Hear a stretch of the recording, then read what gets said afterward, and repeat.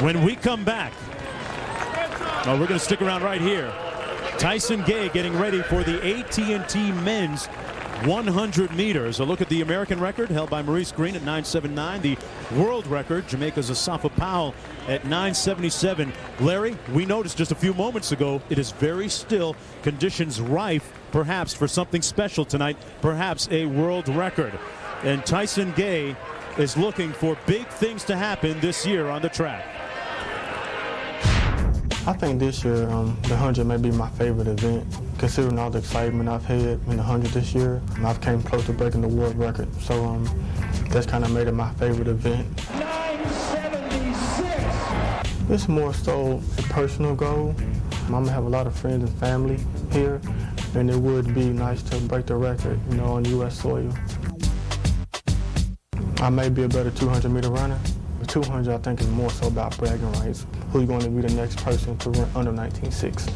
You know, I think 19.6 may be the standard that people want to run. It's about who can take it to the next level, you know, and I want to be the first to do that. Tyson Gay already has run a 9.76 and a 9.79 this year, albeit 2 wind-assisted times, but just barely, Larry. You're exactly right. And his dreams are about to clash with reality. Samuels. J-Mee Samuels, just a freshman down at the University of Arkansas, trains on the same track as Tyson Gay does. And he's got a great future, and he's a former U.S. national junior champion. A bit of a local product here. Mark Jelks, former Indiana State high school champion, won a championship right here on this track back in the day in high school. Went to West High School in Gary, Indiana. And one of the big stories in the semifinals was this guy, Leonard Scott, who catapulted out of the starting blocks for a nice lead on Tyson Gay before Gay finally caught him. Very explosive out of the blocks. 2006 world indoor champion at 60 meters, and he's a factor. Tyson Gay downplaying his celebrity status, saying, I'm just a regular country boy from Lexington, Kentucky. Hardly. Meanwhile, Trindon Holliday, a runner-up in the collegiate ranks this year at the NCAA championships. Talk about size. All 5 feet 5 inches is Holliday. And this is a surprise here. Leroy Dixon ran well in the semifinals, and he is from South Bend, Indiana, an All-American out of South Carolina. Out of Florida State, Walter Dix has a 9.93, the fastest time in the world this year. Didn't look incredibly sharp in his last race, and Darvis Patton rounding out the field in lane 8.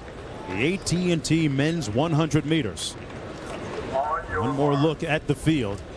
Tyson Gay running out of lane 4. Walter Dix in lane 7. Holliday in 5, a notorious quick starter. There appears to be very little wind right now at the end of the stadium. The flags are hanging straight down. 45 steps to glory.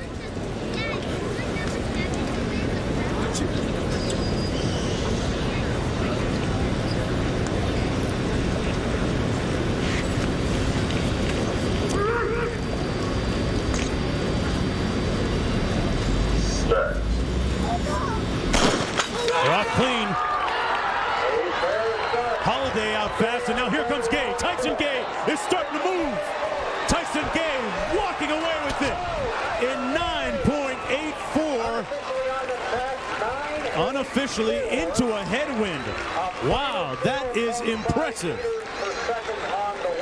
That wind, if you do the math, and I've done all that stuff before, that's about a 9.81 seconds for the 100 meters if there was no wind. A terrific performance by Tyson Gay. You give him a tailwind of about 1 meter per second, and that could have been a new world record. That's how finite and how difficult it is. Let's take a look at the start. Gay, not the best of starters. He lifts well by the 20 to 30 meter mark of the race, but in a field like this, he's going to be 3rd, 4th, or 5th at best. Look at him just lift. Watch the speed of his legs turn over. Nobody's faster. Top end speed up at 28 miles an hour over the last half of that race. That 200 meter strength and endurance really paying dividends, and Tyson Gay starting to do a little work with former sprinter John Drummond, working on his starts, maybe seeing a little improvement here. I said to him after the Reebok meet where you just missed the world record, what did you do in training? You didn't run any meets. He said, I stayed away. I worked for 3 weeks on my start down in Arkansas. Lewis Johnson has the winner. Thanks so much. Tyson, did you think this was the moment? Yeah, I did. I was just hoping the wind would be a little more friendly.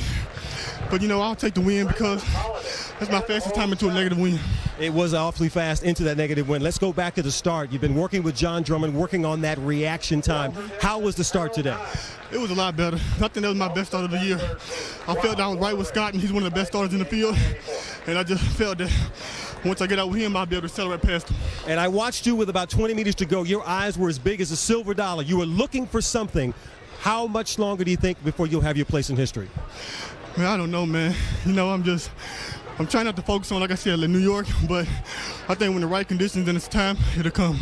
All right, congratulations. And oh, by the way, he is going to Osaka, Mark. All right. Well, look at the final results. The guys in second and third place not so sure about making the trip, although they qualify. Holliday and Dix. In fourth, it's Jelks and Samuels, who might be replacements. The fastest time in the world this year, 9:84. And Mark, the fastest time ever run into a headwind in history. Look at him get out of the blocks. He's notoriously known as a guy who doesn't get off the blocks that quickly, but look at him lift and watch these last 40 meters. Tyson Gay poised and ready to bring the world record in the 100 meters back to the United States of America. Asafa Powell, you are officially the hunted right now, and the guy hunting you down is Tyson Gay. Just a reminder, coming up on Saturday on NBC, more coverage from the USA Track and Field Championships from 2 o'clock to 3 o'clock. Then Saturday night on ESPN2 from 7 to 8. You can join us once again. Then Sunday it wraps up from 1 to 3 on NBC. For Dwight Stones and Larry Rawson and Lewis Johnson, I'm Mark Jones saying, hey, we'll see you tomorrow, everybody. So long.